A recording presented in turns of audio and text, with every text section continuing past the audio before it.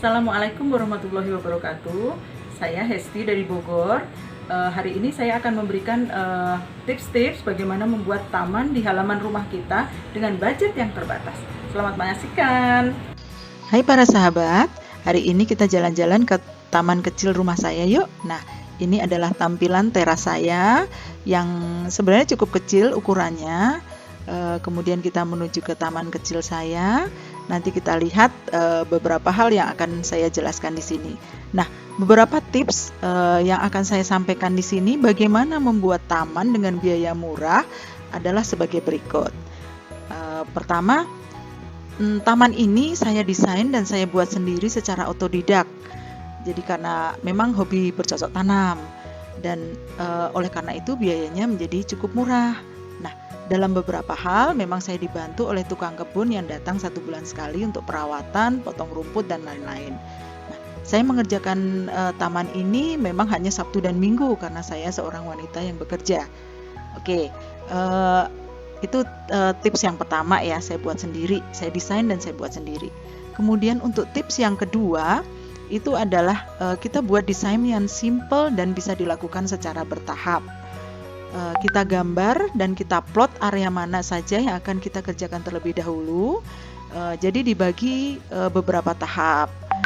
Struktur taman secara umum itu adalah terdiri dari pohon yang agak tinggi, kemudian di bawahnya ada semak yang berukuran sedang dan tanaman penutup tanah yang jenisnya bisa dilihat di video-video ini.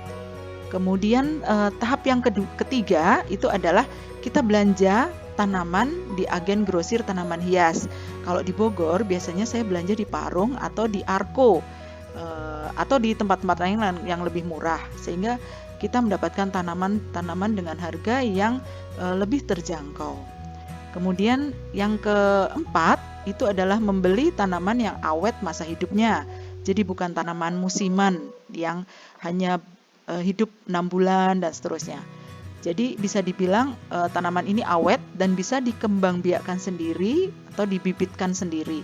Jadi kita bisa membeli misalnya 10 polybag dulu, tanaman penutup tanah misalnya, lalu kita tanam dan kita kembangbiakkan untuk tahap taman berikutnya.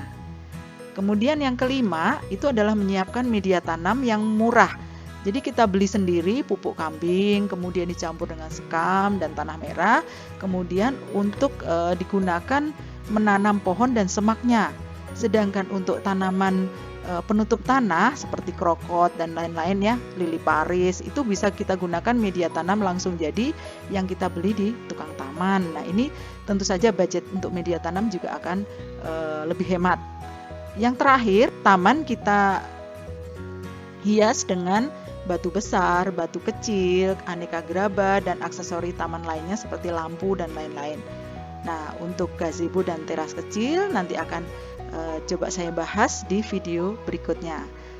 Jangan lupa teman-teman ya untuk subscribe, like, dan komen untuk improvement video-video saya berikutnya. Terima kasih. Wassalamualaikum warahmatullahi wabarakatuh.